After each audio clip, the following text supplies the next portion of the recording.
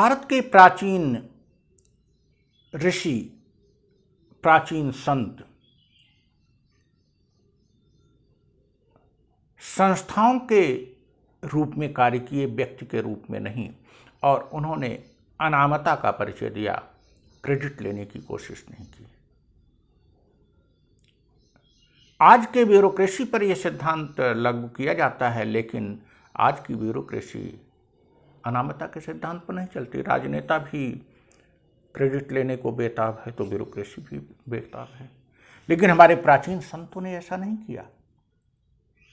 अगर ऐसा होता तो श्रुत परंपरा में वेदों की रचना इतने लंबे काल में हुई और किसी एक ही ऋषि कुल का नाम चला आ रहा है।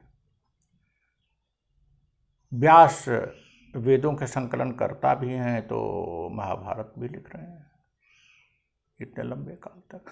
तमाम याज्ञवल्क्य, वशिष्ठ, विश्वामित्र, गौतम, आश्वलायन, आपस्तम, नारद, अनेक सूत्रकार या स्मृतिकार हैं, लंबे समय तक इनकी रचना हो रही है। क्या व्यास एक व्यक्ति थे? Not at all. क्या वाल्मीकि एक व्यक्ति थे? Not at all. बस तो इसके पीछे दो कारण था। एक तो ये था समाज की आधारशिला रखने में कुछ स्कूल ऑफ थॉट्स डेवलप हुए, कुछ संस्थाएं डेवलप हुई और उन संस्थाओं ने अपने अपने कार्य किए और उन संस्थाओं के नाम पर या उन संस्थाओं के प्रमुख के नाम पर ही वह पूरी क्रेडिट दी गई। व्यास नाम से कोई स्कूल ऑफ थॉट्स रहा होगा, वाल्मीकि नाम से कोई स्कूल ऑफ थॉट्स रहा होगा, और याज्ञवल्क्य, गौतम, वशिष्ठ, शुक्राचार्य के नाम से भी स्कूल ऑफ थॉट्स रहे होंगे। यही नहीं, चाणक्य जिनको हम ऐतिहासिक चंद्रगुप्त मौर्य का गुरु मानते हैं, उस पर भी मतभेद है। क्यों? अगर चंद्रगुप्त मौर्य के गुरु चाणक्य थे तो मौर्य साम्राज्य का विस्तृत वर्णन उन्होंने अर्थशास्त्र में क्यों नहीं किया?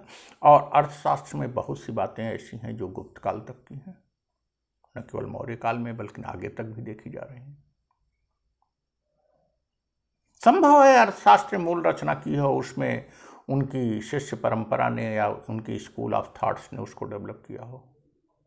यही नहीं, जिस मनु के नाम पर मनुस्मृति और माना जाता है 2वीं शताब्दी ईसा पूर्व थे, उनके लिए भी अनेक किंवदंतियां प्रचलित हैं पौराणिक रूप से।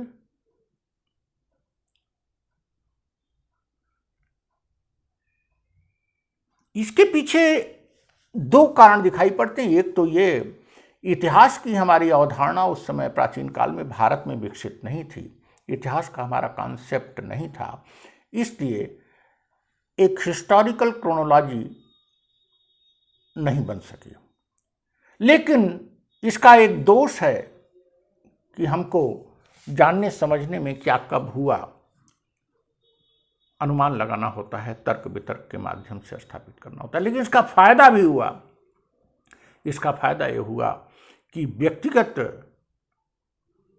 क्रेडिट न लेके एक सामूहिक क्रेडिट लेकर विभिन्न स्कूल ऑफ थॉट्स ने, विभिन्न संस्थाओं ने, विचारशील संस्थाओं ने सृजन किए और सामाजिक, धार्मिक, सामाजिक, राजनीतिक, सांस्कृतिक संरचना बनाई और उस संरचना पर भारतीय धर्म दर्शन, भारतीय सामाजिक दर्शन, भारतीय राजनीतिक दर्शन का भवन तैयार हुआ।